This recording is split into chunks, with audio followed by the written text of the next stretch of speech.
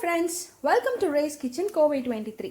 Ray's Kitchen Kovai 23 ல இன்னைக்கு நம்ம மட்டன் கோலா உருண்டை ரொம்ப டிமாண்டட் ரெசிபி. எனக்கு நிறைய மெயில்ஸ் வந்துச்சு கோலா உருண்டை பண்ண சொல்லி. ஸோ அதனால ரொம்ப ஈஸியாக அதாவது மிஸ்டேக்ஸ் வராமல் பண்ணக்கூடிய ஒரு கோலா உருண்டை ரெசிபி தான் நம்ம இன்னைக்கு பண்ண போகிறோம். உருண்டைக்கு நான் வந்து ஒரு 300 கிராம் மட்டன் எடுத்திருக்கேன். அதுக்கு ஒரு 2-3 கிராம்பு, ஒரே ஒரு குட்டி பட்டை, கொஞ்சம் ஏலக்காய் போட்டுட்டேன். இந்த ஸ்பைசஸ் வணங்கின உடனே இதில் வந்து நான் கிரேட்டட் கோகோனட் போடுறேன். ஸோ இந்த கோகோனட் வந்து நல்ல கோல்டன் ப்ரௌன் கலரில் வணங்கணும்.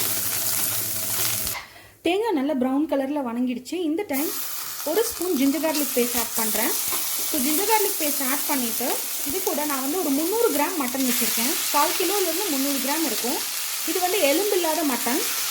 ஸோ இந்த டைம் இதில் நம்ம மசாலாஸ் ஆட் பண்ணிடலாம். மசாலாஸ் வந்து பார்த்திங்கன்னா 1/2 ஸ்பூன் மஞ்சள் பொடி, கொஞ்சமாக கரம் மசாலா, ஒரு 1/4 ஸ்பூன் கரம் மசாலா, இது கூட தேவைக்கு தகுந்த உப்பு. ஸோ நான் வந்து மட்டன் குக் ஆகிறதுக்கு 1 ஸ்பூன் உப்பு தேவைப்படும். நான் அதை போட்டுட்டேன். இது கூட வாட்டர் ஊற்றிட்டு நம்ம மட்டனை வந்து 3-4 விசிலுக்கு வந்து ப்ரெஷர் குக் பண்ண போகிறோம். அண்ட் நீங்கள் கைமாவாக வாங்கியிருக்கீங்க அப்படின்னு சொன்னால் 3-4 விசிலுக்கு ப்ரெஷர் குக் பண்ண வேண்டாம். ஜஸ்ட் பேனில் வந்து இந்த இன்க்ரீடியன்ஸோடு சேர்த்து ஜஸ்ட் ஒரு வணக்கிட்டு நீங்கள் மிக்சியில் போட்டு அரைச்சிக்கலாம். நான் வந்து பீசஸாக இருக்கிறதுனால நான் வந்து இதை ப்ரெஷர் குக் பண்ண போகிறேன்.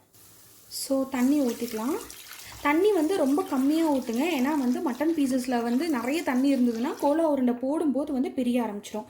நான் கொஞ்சம் எக்ஸ்ட்ராவாக தண்ணி ஊற்றிருக்கேன். ஏன்னா நம்ம பேபி கேர்ளுக்கு இதுலேருந்து கொஞ்சம் சூப் பண்ண போகிறோம். நான் 4 விசில் விட்டுட்டேன். இப்போ நல்லா வெந்துருச்சு என்னோடய மட்டன். நல்லா சூப்பராக குக் ஆகிருக்கு. ஸோ இப்போ வந்து இந்த மசாலாஸ் மட்டும் நம்ம ட்ரைன் பண்ணி ஒரு மிக்சர் ஜாரில் போட போகிறோம். ஓகே.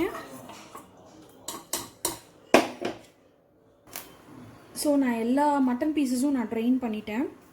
பார்த்திங்கன்னா இது வந்து அந்த மட்டன் ஸ்டாக்குங்க குக் பண்ணது. இதை வேஸ்ட் பண்ணிடாதீங்க. வீட்டில் குட்டி குழந்தைங்க, பெரியவங்க யார் இருந்தாலும் இதில் கொஞ்சம் பெப்பர் பவுடர் போட்டு இதை வந்து ஒரு பெஸ்ட் சூப்பாக வந்து இதை குடிக்கலாம். ஸோ நான் வந்து இதை நம்ம பேபி கேர்ளுக்கு சூப்பாக நான் ரிசர்வ் பண்ண போகிறேன். ஸோ நான் இப்போ மிக்ஸி ஜாரில் ட்ரான்ஸ்ஃபர் பண்ணியிருக்கிற இந்த மட்டன் பீசஸ் வித் மசாலாவோட நான் நல்லா ஆறின உடனே நல்லா நைஸாக அரைச்சிட்டு நான் காட்டித்தரேன். ஸோ பாருங்கள், மட்டன் வந்து நான் நல்லா அந்த மசாலாஸோடு சேர்த்து நல்லா மின்ஸ் பண்ணி கொண்டு வந்துட்டேன். சுத்தமாக தண்ணி இல்லை. இந்த கன்சிஸ்டன்சியில் இது ஆக்சுவலி இருக்கணுங்க. அப்போ தான் நல்லாயிருக்கும். ஸோ இப்போ இந்த பவுலில் வந்து நான் வந்து 1 கப் ஆஃப் நல்ல பொடியாகிட்டு கட் பண்ண பெரிய வெங்காயம் ஆட் பண்ணுறேன். இது கூட அதே மாதிரி பொடியாக கட் பண்ண கருவேப்பிலையும் மல்லித்தலையும் ஆட் பண்ணுறேன். அப்புறம் காஷ்மீரி சில்லி பவுடர் காரத்துக்கு எவ்வளோ வேணுமோ அவ்வளோ ஆட் பண்ணிக்கலாம். நான் வந்து ஒரு 3/4 ஸ்பூன் இதுவும் கொஞ்சம் பெப்பர் பவுடரும் இதில் போடுறேன். ஸோ ஒரு 3/4 ஸ்பூன் நான் பெப்பர் பவுடர் போடுறேன். ஆக்சுவலாக காஷ்மீரி சில்லி வந்து நீங்கள் ப்ரெஷர் குக் பண்ணுறோம் இல்லைங்களா, அப்போயே போடலாம்.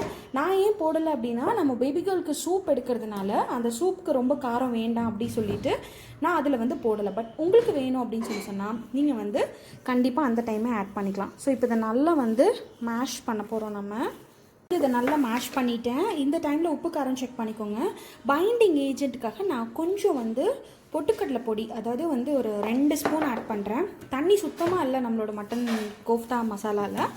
பட் தென் அந்த கிறிஸ்ப்னஸ், அப்புறம் அது நல்லா பிடிக்கும்போது இப்படி நல்லா பிடிச்சு வர்றதுக்காக நம்ம வந்து கொஞ்சம் பொட்டுக்கடலை மாவை ஆட் பண்ணிக்கிறோம்.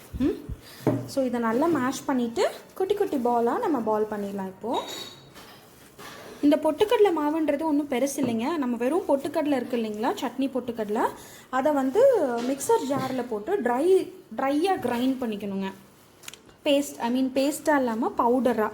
ஸோ ட்ரை பவுடராக கிரைண்ட் பண்ணிட்டோன்னா அதுதான் பொட்டுக்கடலை மாவு. ஓகே. ஸோ இப்போ நம்மளோட கோஃப்தா பால்ஸ் வந்து ரெடி பண்ணுறதுக்கான கன்சிஸ்டன்சி வந்துருச்சு. குட்டியாக பண்ணுங்கள், அப்போ க்யூட்டாக இருக்கும் குழந்தைங்களுக்கும். ஓகே. ஸோ இந்த மாதிரி பாலாக நம்ம பண்ணி வச்சுப்போம். பெருசாக பால்ஸ் பண்ணாதீங்க. ஏன்னா பண்ணுனா உள்ளே வந்து அந்த மசாலா வந்து ஒரு பச்சை வாசனை அடிக்கும். ஸோ குட்டியாக பால்ஸ் பண்ணி பொரிச்சோம் அப்படின்னா ரொம்ப நல்லாயிருக்கும். இதை பால்ஸாகவும் போடலாம். இல்லைன்னா இன்னொரு மெத்தட் இருக்குது. இதை வந்து கொஞ்சம் ஃப்ளாட்டன் பண்ணி வடை ஷேப்லேயும் நம்ம போடலாம். ஸோ நான் இப்போ இது எல்லாத்தையும் பால் பண்ண போகிறேன். குட்டி பால்ஸாக பண்ணிவிட்டேன். வாங்க நம்ம இப்போ ஆயிலில் ஃப்ரை பண்ணலாம். ஓகே, எண்ணெய் காஞ்சிருச்சு. இப்போ மட்டன் கோஃப்தா பால்ஸில் நம்ம ஒன்றா போட போகிறோம். ஸோ ஒரு கோஃப்தாவாக போட ஆரம்பிச்சிடலாம். ஸோ நான் போட்டுட்டு மெல்ல திருப்பியிருக்கேன். கொஞ்சம் ஒரு சைடு வந்து இந்த மாதிரி ப்ரௌன் கலரில் ஆனதுக்கு அப்புறமேட்டு திருப்பணும். அண்ட் ஃப்ளேம் வந்து எப்போவுமே வந்து ரொம்ப லோலையும் இருக்கக்கூடாது, ரொம்ப ஹைலையும் இருக்கக்கூடாது. ரொம்ப ஹையில் இருந்தால் டக்குன்னு தீஞ்சிரும், ரொம்ப லோவில் இருந்ததுன்னா அந்த போட்ட கோஃப்தா பால்ஸ்லாம் பிரிய ஆரம்பிச்சிரும். So correct temperature of the ஆயிலில் வந்து இதை நம்ம போடணும். அதுவும் வந்து இதோட ஒரு ஃபஸ்ட்டு சீக்ரெட். செகண்ட் திங் வந்து எனக்கே நிறைய தடவை வந்து பார்த்தீங்கன்னா மீட் பால்ஸ் வந்து நான் போட்ட உடனே வந்து அந்த எண்ணெயில் உடனே பிரிஞ்சு எல்லாம் கலங்கி வீணாலாம் போயிருக்குது. பட் இந்த ரெசிபி வந்து ஐ ஃபவுண்ட் இட் பர்சனலி வந்து இது ரொம்ப நல்லா வர்ற ரெசிபி. இந்த மாதிரி நம்ம மட்டன் குக் பண்ணிவிட்டு இப்படி போடுறதுனால ஸோ இது வந்து உங்களுக்கு பிரிஞ்சு அந்த மசாலாஸ்லாம் வெளியில் கண்டிப்பாக வராது. ஸோ கண்டிப்பாக இந்த மாதிரி ரெசிபி வச்சு நீங்கள் ட்ரை பண்ணி பாருங்கள். அண்ட் நிறைய பேர் வந்து பார்த்தீங்கன்னா இந்த கோஃப்தாஸ் வந்து நான்லாம் வந்து எனக்கு ஞாபகம் இருந்து நான் சொல்கிறேன், லைக் ரொம்ப லாங் டைம் முன்னாடி நான் செஞ்சு அணுகுண்டு மாதிரி வந்துருச்சு எனக்கு. அதுக்கப்புறமேட்டு நான் ஒரு 2-3 வருஷத்துக்கு நான் கோஃப்தா பால்ஸே ட்ரை பண்ணல. அப்புறம் வந்து I started trying very new recipes. அதில் இது வந்து எனக்கு வந்து ஒன்று வந்து ஒரு ஃபெயில் ப்ரூஃப் ரெசிபியாக இருந்ததுங்க. சுத்தமாக இது வந்து எதுவுமே ஆகலை. அதனால் இது நீங்கள் வந்து ஷியராக வந்து I suggest you to try this recipe. இது நல்லா குக் ஆகட்டும். குக் ஆனதுக்கப்புறம் நான் எடுத்துகிட்டு உங்களுக்கு காட்டுறேன்.